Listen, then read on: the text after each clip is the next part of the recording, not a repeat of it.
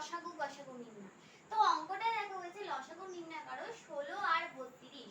তো এইখানেতে দুটো সংখ্যা দিয়েছে দেখো, আবার এটাকে গুণনীয়কের মতো ঘিরেও দিয়েছে। তো এটা কি করব? তোমরা বলবে গুণনীয়ক নির্ণয় করেছি একটা সংখ্যা, আবার লসাগু দিয়ে দিয়েছে কেন দুটো সংখ্যা? তো এইটাই তো লজিক যে এই দুটোকে কোন কমন সংখ্যা দিয়ে ভাগ করা যাবে। তো দেখো এখানেতে আমি কি এই দুটোকে 2 দিয়ে ভাগ করতে পারি? হ্যাঁ পারি। তাহলে 8 দুগুণে 16 আর এখানেতে কত হবে? 16 দুগুণে 32।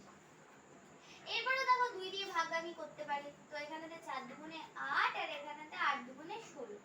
আবার 2 দিয়ে করতে পারি। উফ, এরা কত জ্বালাচ্ছে, শুধু ভাগ করতে হচ্ছে। আবার 2 আর এখানেতে 4। আবার 2 দিয়ে ভাগ করা যাবে। তাহলে 2 একে 2, 2 দুগুণে 4। তো এইটা বের হলো।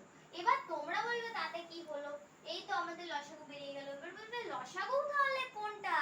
আমরা তো এটাকে ভাগ করে ফেলেছি। গুণনীয়কের বেলাতে এইগুলো পর পর লিখে ফেলতাম, কিন্তু লসাগুর বেলা কি করব? তখন দেখো তোমরা লিখবে লসাগু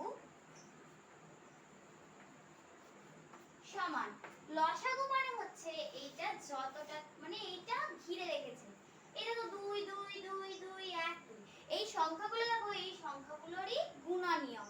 তাই এইগুলোকে যখন আমরা গুণ করব, গুণ করে কত হবে? 2 দুগুণে 4, 4 দুগুণে 8, 8 দুগুণে 16, 16 দুগুণে 32। দেখো 32 বের হচ্ছে লসাগুটা। তো আমাদের 32 যখন বের হচ্ছে সেইটাই লিখে নেব। লসাগু হচ্ছে 32। আর এবার দেখো তোমরা বলবে লসাগু শিখে গেলাম। এবার যদি আমি ধরি এই চারটে সংখ্যা মানে এই যে সাইডের গুলো যেটাকে ধরে রেখেছে সেগুলোকে কি বলবো? ওইটাকে বলা হয় গসাগু।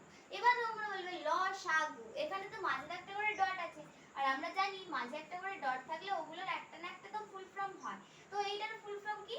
লসাগুর ফুল ফর্ম হচ্ছে লঘিষ্ঠ সাধারণ গুণিতক। লঘিষ্ঠ সাধারণ গুণিতক যখন বলছে, গুণিতক দেখো গুণিতকের তো শেষ নেই, লঘিষ্ঠ মানে ছোট, তাহলে ছোট সংখ্যা তো আমরা ধরতেই পারি। কিন্তু গসাগুর ফুল ফর্ম হচ্ছে গরিষ্ঠ সাধারণ গুণনীয়ক।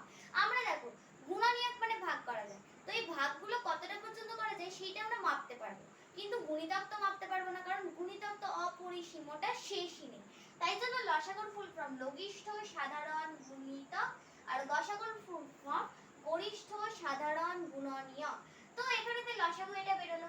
এবার তোমাদেরকে গসাগু যদিও চাইনি, তবু আমি একবার লিখে দিচ্ছি। গসাগু সমান, গসাগু কত হতে পারে? এই সাইডে যেগুলো ধরে রেখেছে 2 দুগুণে 4, 4 দুগুণে 8, 8 দুগুণে 16। এবার বলবে তাহলে এই দুইটা কেন বাদ পড়ে গেল? কারণ এ তো ধরে রাখেনি, এ তো নিচে। এ কি বসে বসে শুধু ফায়দা উঠাবে আর এরা খেটে খেটে মরবে? তাই জন্যই আমি এখানে দেখো লসাগু পেলাম 32 আর গসাগু পেলাম 16। আর একটা সূত্র থাকে লসাগু গসাগু ঠিক হয়েছে কিনা মাপার। দেখো লসাগু যখন তোমরা বার করেছো, ওই লসাগুটাকে দেখবে তোমরা গসাগু দিয়ে ভাগ করা যায়, তখনই তোমরা বুঝতে পারবে যে তোমার লসাগু গসাগু নির্ণয় করা মিলে গেছে। তো আজকের ভিডিওটা ভালো লাগলে অবশ্যই একটা লাইক করবে, চ্যানেলটিকে অবশ্যই সাবস্ক্রাইব করে দেবে।